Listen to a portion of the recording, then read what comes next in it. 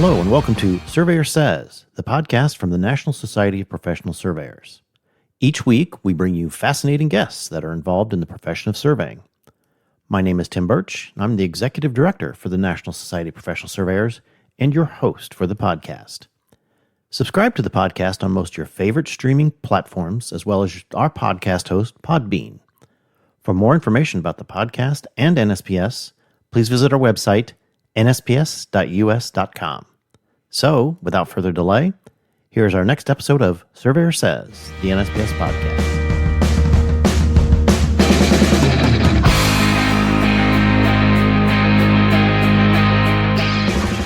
Hello, and welcome to another episode of Surveyor Says. I'm kind of your host, Tim Birch. This one, if you remember from last year, and I think even the year before, we are interviewing candidates for the YSN officer positions for 2026. So we've got President Cam Lowe here. We're going to Cam, why don't you go ahead and take it over, introduce your esteemed panel of questionnaires, and then we'll go ahead and introduce the candidates, suckers for next year that want to possibly step up and do this. So yeah, Cam, thanks for having us, Tim. Thank you for having us, and thanks for hosting this on your podcast. We really appreciate it. This is Cam Lowe, I'm president of NSPS YSN, and with me I have Nolan Mark, past president of NSPS YSN.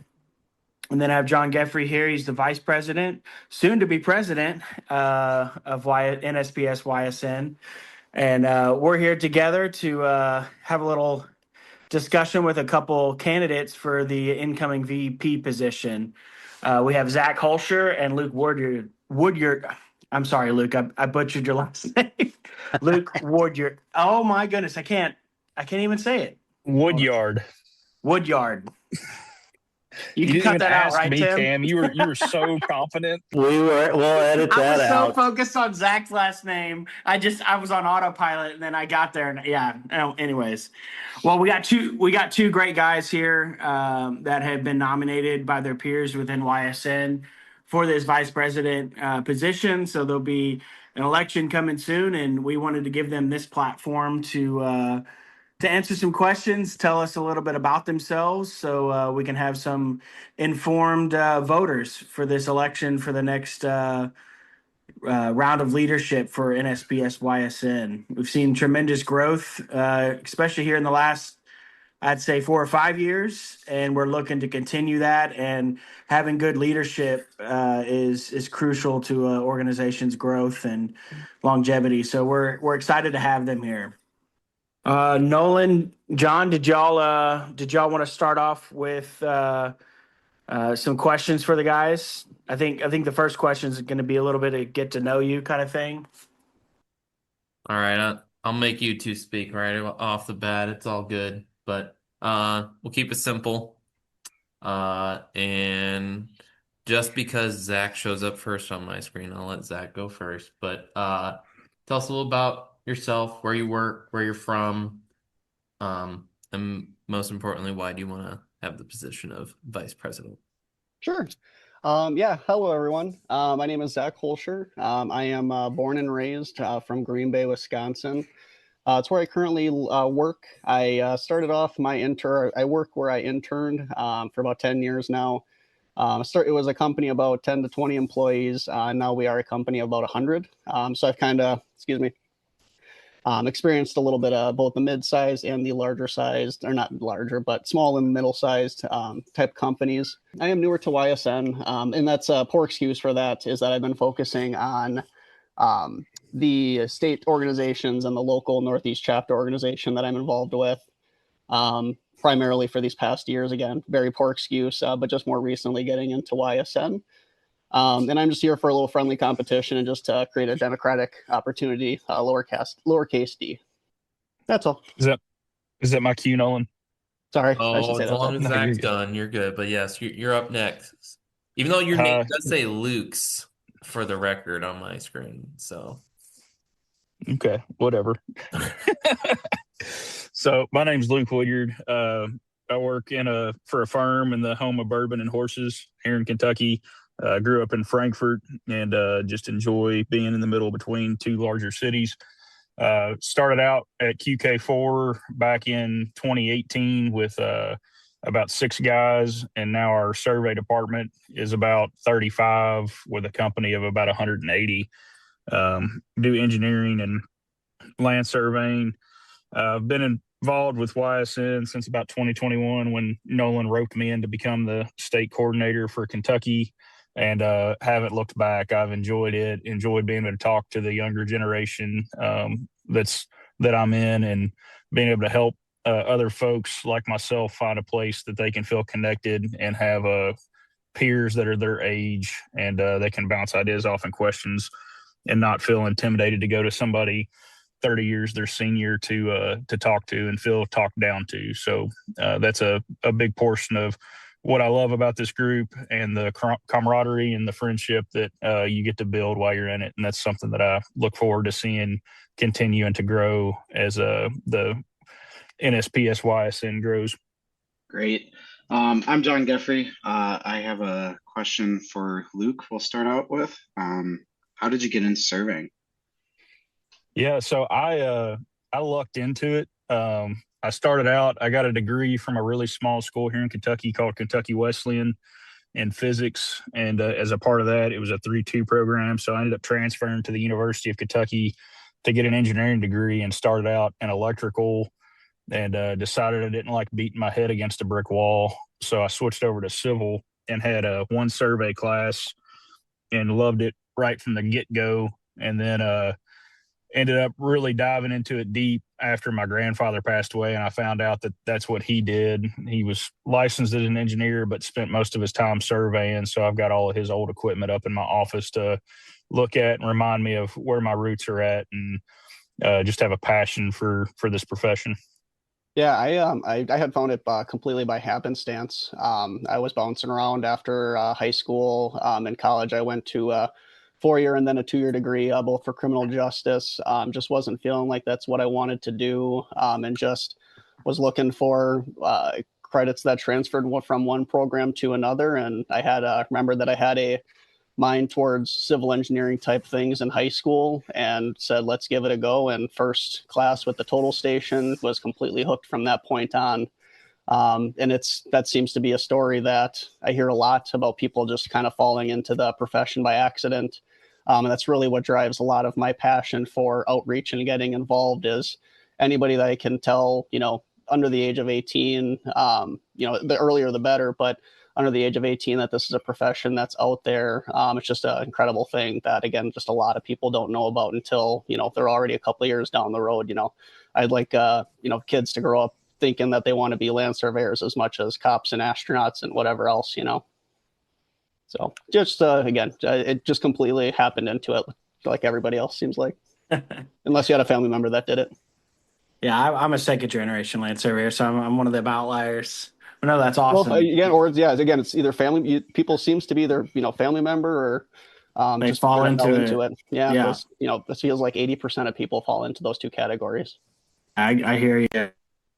So hey guys, I got a question for both of y'all, and I'll have Zach go ahead and go. We can just keep alternating responses.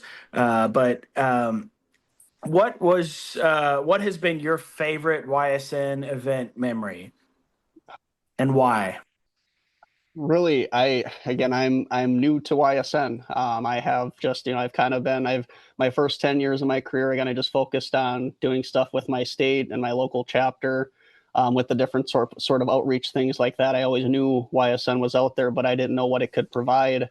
And really my first kind of national event was DC this past spring. And then I went to Minnesota here this past fall. And I mean, both experiences were, top 10 highlights of my life, especially DC. That one really popped out with the history and all that. Obviously, where, I like to say surveying is, part history, part art, part math. And, so we all kind of have some sort of taste for history, and being able to be there and experience that on the mall, and, work with the total stations during the student competition was incredible. But I mean, so if I had to really pick one thing, like that, but everything else, the whole other experiences, all the other experiences that I've had over those 2 events have been 9s, 9s, 10s. If you're talking, we got to pick, one thing, sure, but everything else has been incredible. So it's hard. Again, I hate to say I can't pick anything, but I'd like to say maybe I'm new enough to the point where I can't pick anything yet, be too specific, because everything's been great. Yeah. So for me, I'm going to give you a 3-part answer, Cam. Well, really 2 parts. The third part you can ask me about off air, because it's not podcast worthy. Worthy or appropriate? Don't answer that. Continue. No, on a for real note though, like Zach said, the student competition, I've been doing that since we started it, and it's just each year's better than the year before, and it's amazing to get to see these students be able to come out and compete in something that before they didn't have the opportunity to, or the opportunity of what it is now. So that's the national levels. Definitely looking forward to the student competition every year.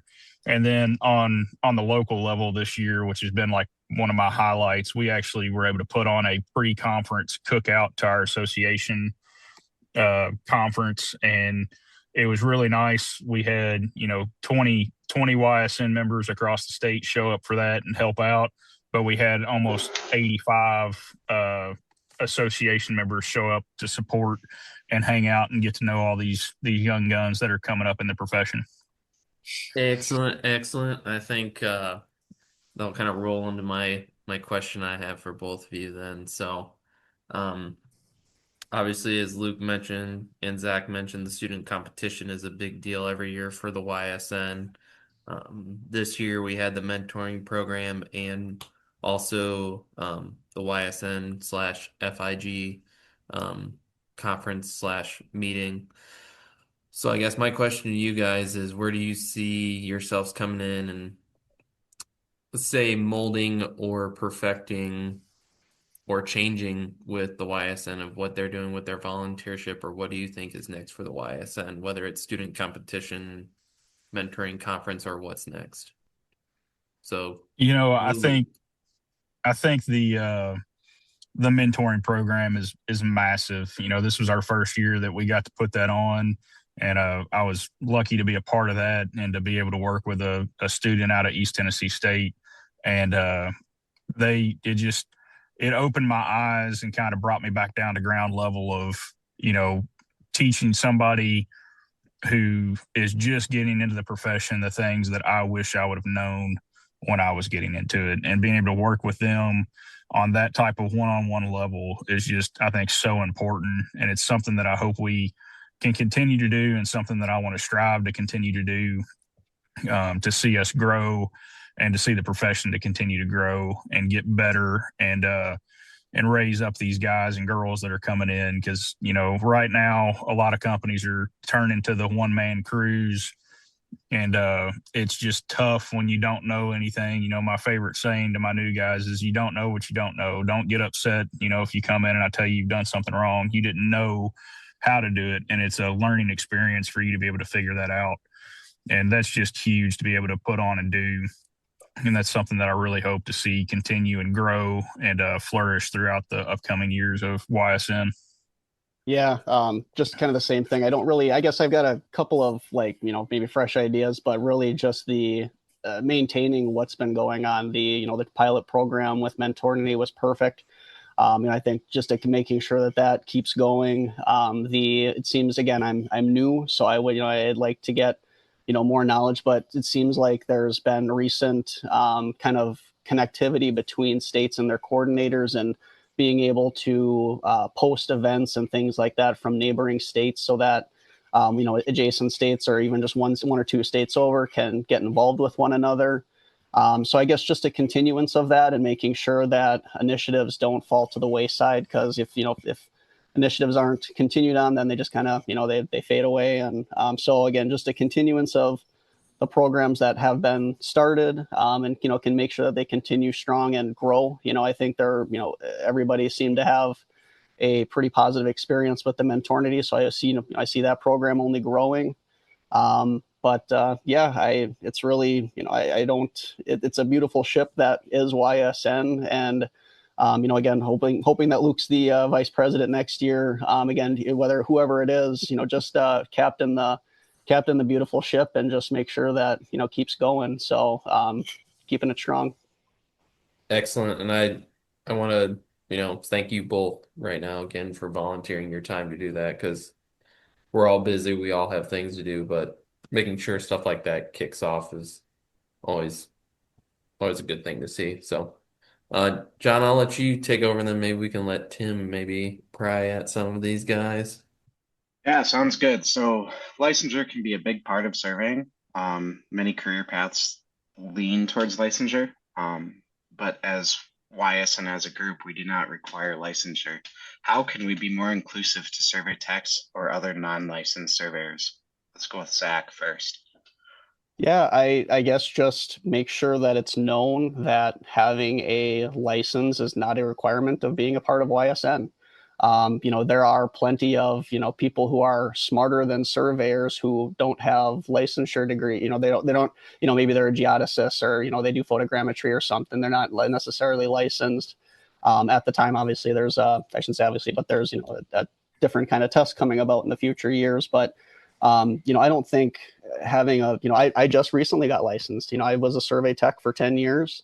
I think that there is, quality in having all types of, people involved. Again, whether or not you have your license, could have a whole different, a lot of different weights on, what happened throughout your life or your recent life that maybe held you back from getting a license. That should have no hindrance on your ability to participate in YSN. Again, I'm very new to it, and it's just, I wish it's something that I had gotten involved with sooner to be able to experience more of it, and, to have me not be able to, be restricted from things or, whatever it may be, as a non-licensed person. Again, you don't need to have a license to be an effective contributor to YSN. Obviously, if you do have a license, you can maybe give more concrete information or more experience that you can provide to, neighboring or people you talk to through networking and things like that. But, somebody who is a survey tech has a heck of a lot more field experience than I do, so, a field survey tech has a lot more field survey experience than I do. And so, I can learn a lot, even, again, freshly licensed, but a licensed person can definitely learn a lot from a non-licensed person for sure. So when I started out in YSN, I was not licensed, and it was always one of those things that I would show up to the spring meet or the fall meet, and I would leave with this massive passion to go home and get licensed. It was really great having a group of people that I could look up to and call and ask questions. And currently I'm working on getting licensed in a couple of different states, and it's nice having these connections that I've made to be able to reach out to those guys and meet. So the not being licensed is no issue. You need to be a part of this group. Even if you're not licensed and you don't have the education to get licensed, there are still career paths here.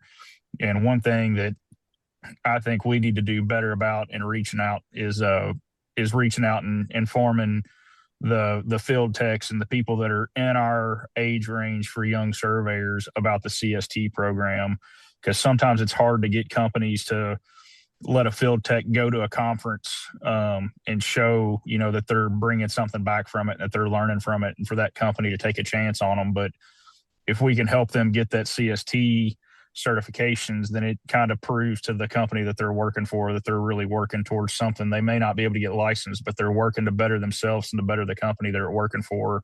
And that gives them a little bit more drive to be able to go to these conferences and be a part of these associations and groups like the Young Surveyors Network, and just to flourish and become better at what they do on a day in and day out basis. All right, the old guy is going to step in here for a second. I've got a question. It's kind of dovetailing off of that. Obviously, things have changed within the surveying profession over the past several decades. In my career, I've seen so much change and so much technology. So, Luke, starting with you,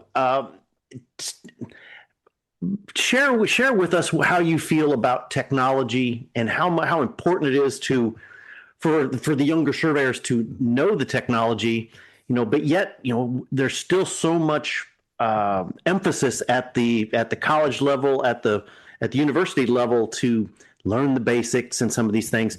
But share with us how you feel there needs to be that balance, because so much is going so high tech. Where do you feel the balance is? Yeah, I think, Tim, you bring up a really good point, because I've had the pleasure of being able to do some substitute teaching at UK for their survey class when their professor can't be there. And it's so neat to see a program that is trying to build a technology-based degree for surveying. They want to have that degree, but they're not doing it the old school way that a lot of schools that I hear about. The students aren't going out with a chain anymore. They're not going out with a compass. They're actually getting new GPS equipment in their hands and being able to have hands-on experience with that before they ever set foot on a job site. And I think that is extremely important to bring them up in that age. And it's also extremely important that they have that base knowledge of what is happening inside of those units, but to be able to actually use the units out of college, and it gives them a jump start of where everything's at. And then on the other side of that, I think it's up to us as the professionals and the people inside of these companies to really be pushing the younger generation towards the technology and having them learn ins and outs of everything that they do, and all the new AI features that are coming out, and how that can be incorporated into what we're using on a daily basis, and how it can be tested and proven. And it's not just some black box that sits on a countertop that nobody knows what's happening inside of. They've actually got an understanding of it and a good way to use it that's productive and accurate, and allowing them to grow in the ways they need to grow as the technology just evolves leaps and bounds every year. Yep. Zach, same question to you. Where is the balance between knowing the basics and where the technology is taking the profession? Oh, yeah, I guess I can't quite personally speak to it for technology wise. I guess I'm from we have GPS stations and total stations, but we really don't, we don't have a scanner, we don't have a drone, so we're not, we don't really have those type of things. But I do see, for that said, I do know that the colleges and educations, they do try to, unfortunately, like you said, it is sometimes just that basic exposure. They can bring a drone in for a couple of days and something like that. And that might just be all that they can afford to do, whether it's for time or, a lot of the time it's curriculum. They have certain criteria that they have to meet, and they might only be able to spend a day or two on a particular topic. So it's a balancing of that, but also getting input from the industry. I know I personally am involved with my alma mater, with the advisory board there. So, they, meet a couple times a year. We meet with people from industry, make sure that the education requirements are not only satisfying, whether it's ABET or another sort of certification program, it's satisfying what the people in industry in the local community are looking for. So, a key thing with this, along with a lot of other things in life, is communication. So, communication between what the educational institutions can provide, as well as what the people in industry are looking for. I guess that's maybe all I have to say on it. I'm just not, unfortunately, not too experienced with the high end of technology that this awesome field is producing. Tim, can I jump back in there real quick? And yeah, please go right ahead. I don't want to step all over Zach, but no, you're good. No, please. No, I'm done.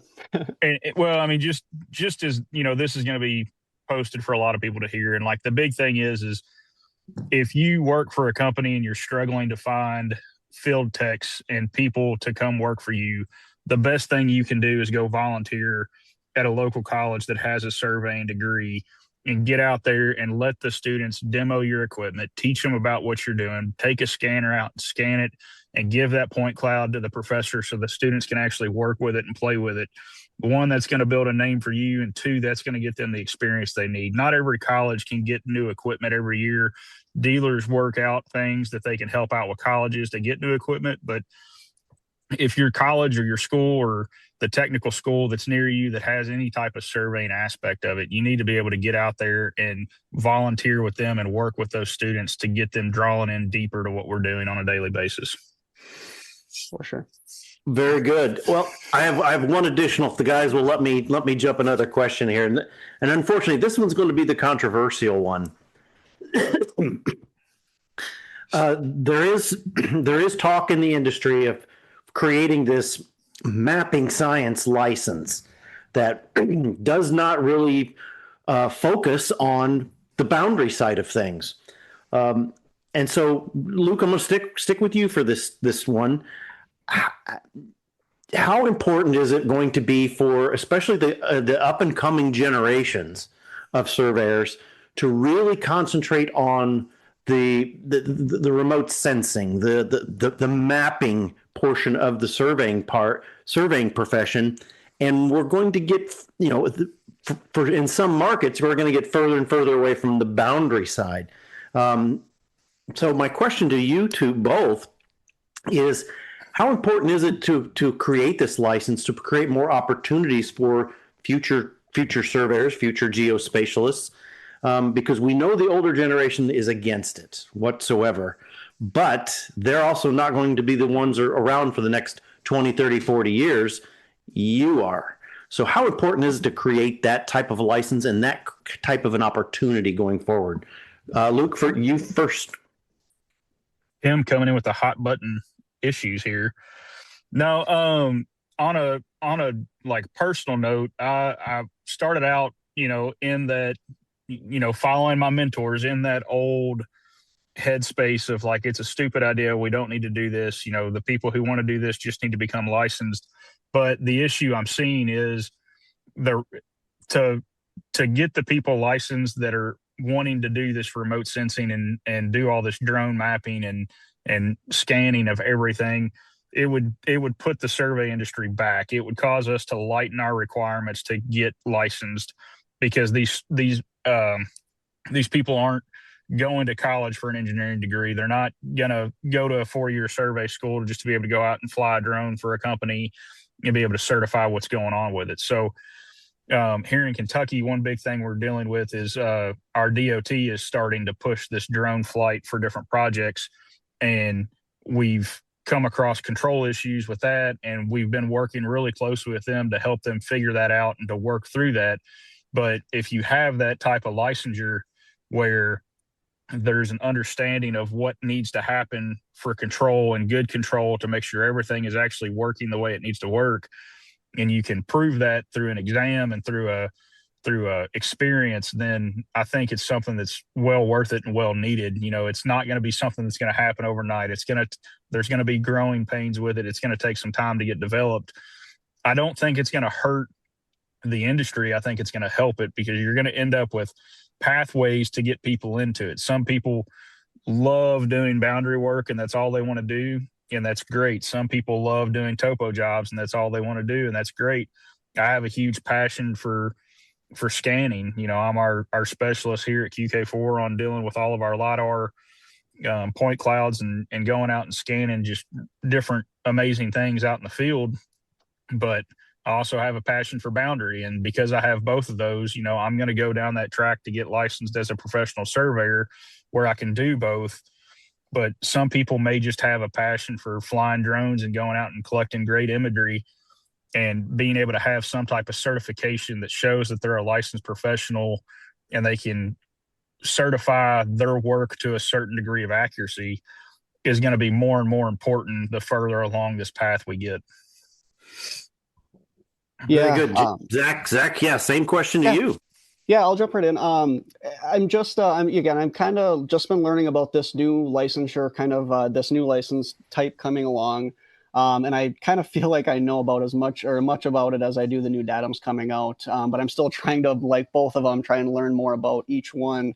But, like you're saying, a lot of the old heads don't like this. And maybe that is because, like you said before, with all of these new emerging technologies, we have to create new certifications to have somebody, for these people to have. somebody who's and again, I guess I'm not too sure about the legislation on it and everything like that, but, as long as somebody who has one of these, PLSS licensures can't, can't do work that a, particular boundary work that a typical licensed person could do, as long as that distinguishment is made, or distinction is made between the two. And, there's not roughshod going along. I don't think anything wrong with creating a new certification that has with it, again, nothing wrong with the CST program or the CST certification, but, maybe holds a little more weight than the CST certification does. And with that, creates more opportunity for higher paid individuals in the industry. And I know that's a big thing, or big push, is trying to get land surveyors paid better, or paid better. So that, people are looking maybe at becoming a land surveyor as much as they are a civil engineer. So, I'm still learning more about it. I kind of had a question of, who is this for? But I met a gentleman, Kenneth. He's a forester on the East Coast, and this is something that he's like, this is exactly what I'm looking for, and he's looking forward to it. So, it's something that I wouldn't use, but again, talking with other younger individuals, it's something that they're looking forward to. As something that they can have in their toolkit for certification wise. So. Again, I maybe don't know what the real issue, the real problem is with it. But again, I really have no problem with a new certification. I think it's great. Well, to follow up the heavy hitting question, I'll have a little lighthearted one. I'll start with you, Zach. What are you hoping to get for Christmas? And don't say like new socks or whatever. No. I think I might have heard last year's. I heard that's what John wanted. Did you get your alpaca socks yet? My wife just bought me a set when she went to Minneapolis for ladies' weekend, so I was pretty excited. Wonderful. No, I guess I'll keep it simple. It would be wonderful to get a Packer Super Bowl and my family's continued good health, not in that order. To get both of those would be nice. Definitely Packer Super Bowl and family's continued health. I'll go with those easy ones. Yeah. So for me, it's going to be a healthy little baby. It's supposed to be here this Saturday or Sunday. So we're looking forward to that and adding to the family and hoping everybody's just healthy and well from there. Very cool. Yeah, congratulations. Thanks, Cam. For a healthy delivery there. And Sure. That's great, Zach. Did we lose Cam? Hello. There you are. There you are. Sorry about that. It might have cut off, but I said congrats to you, Luke, and to Zach, I said go Texans. So that's all right. That's fine. CJ Stroud's starting to figure it out, so maybe it'll be fun to see him in the Super Bowl. Finally. Tim, do we need more questions, or is that about time that you're looking for? That's up to you. If you got more things you want to ask him, that's fine. Unfortunately, we are going to end up cutting some of this up. Because Cam's thing, but no, we're good. My bad. All right. Well, if we're going to wrap this up, I do have one last question that we ask in the normal.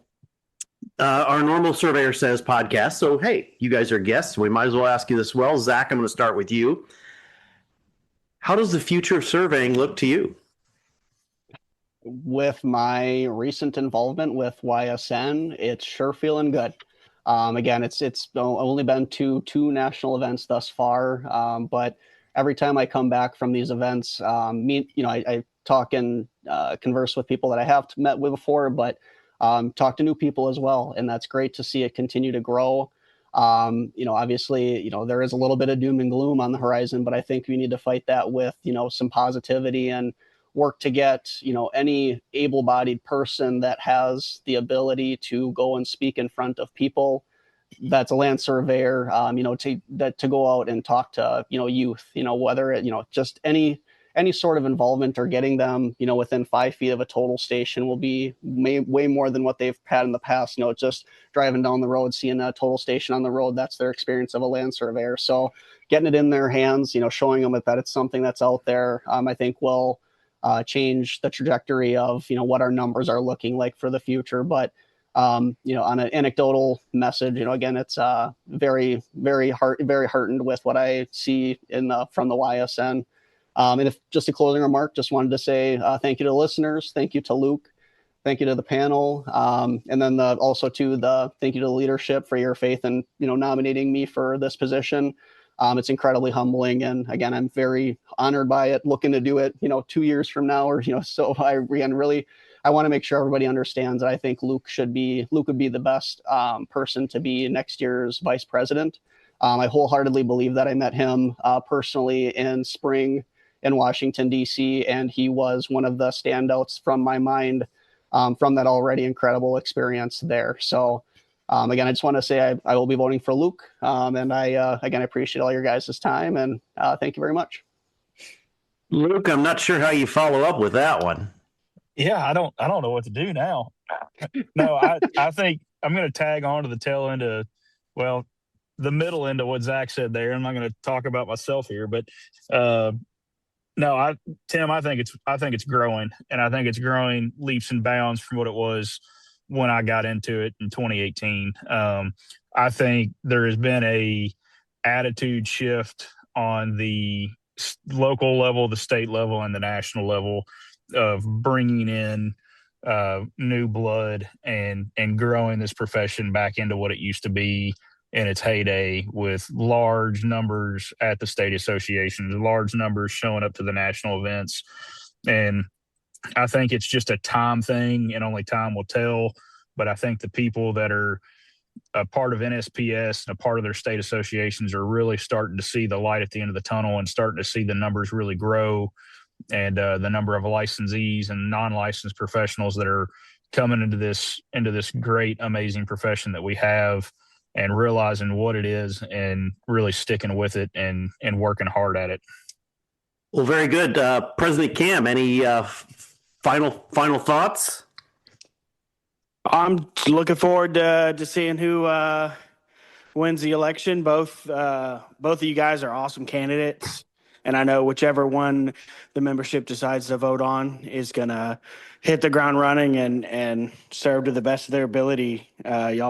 I appreciate both of y'all's willingness to accept the nomination and telling us a little bit about your vision for YSN and a little bit about yourself. And if one of you guys doesn't get it this year, I expect to see you guys throwing your name in the hat for next year.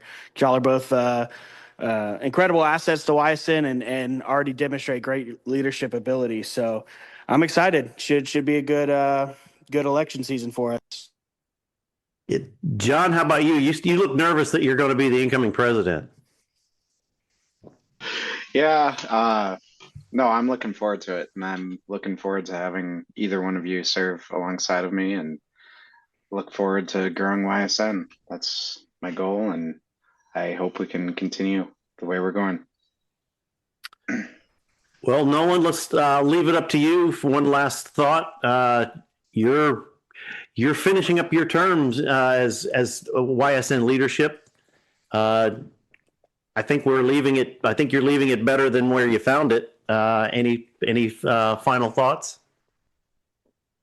I'm sailing away into the sunset. That's all that keeps going in the back of my head. But, no, I'm very thankful for the leadership that was there before me. I'm very thankful for the leadership that followed after. So, excited to see what this group does. Excited to support it more or less than anything. Listen and just be a voice for them for when they need it. So good luck, ladies and gentlemen. And a reminder that Stacy did get nominated for secretary again, and she will be the only one running. So fingers crossed one person votes for her, but count her in for next year again too. You got my vote for Luke and her. Zach, you're being too modest, man. Done. You'd be just as good as I am. I could use a little more time to learn. That's what I think. I would don't get me wrong. I would love to serve the society, but I think I would be better served. The society would be better served if I had at least another year or two to learn. So nope, I want to best serve the society. And I think that would be you, Luke. But again, whatever I am put into, or whatever I have put in front of me, I try and put forth the full effort. So I don't want to think if something crazy happened that we don't want to foresee happen, there's doom and gloom. But again, I think I know that the society would be best served in Luke's hands as vice president this upcoming year. Well, I guess that's the beauty of this group, and this is from somebody on the outside, that you guys, the entire group, no matter who's leading, that's the beauty of this group now, that everybody's pulling in the same direction, which is a beautiful thing to sit back and watch. So, well, that'll wrap us up for this episode of Surveyor Says. Thanks to all the participants for joining us. I think most of us are, if we haven't gotten the snow already, we're getting ready to hunker down for the snow tonight here. But the election will be coming up. You'll see some emails here shortly on how to cast your ballots. And with that, we appreciate you logging on wherever you listen to the podcast. Hit that subscribe button, and we'll see you soon. Thank you.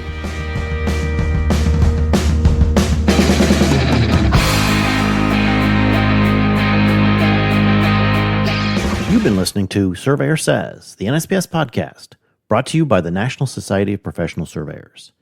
If you have any questions about today's episode or any other topic, please email us at info@nsps.us.com, as we are here to help. Subscribe to the podcast on most of your favorite streaming platforms, as well as our podcast host, Podbean. For more information about the podcast and NSPS, please visit our website, nsps.us.com. And remember, it's a great day to be a surveyor.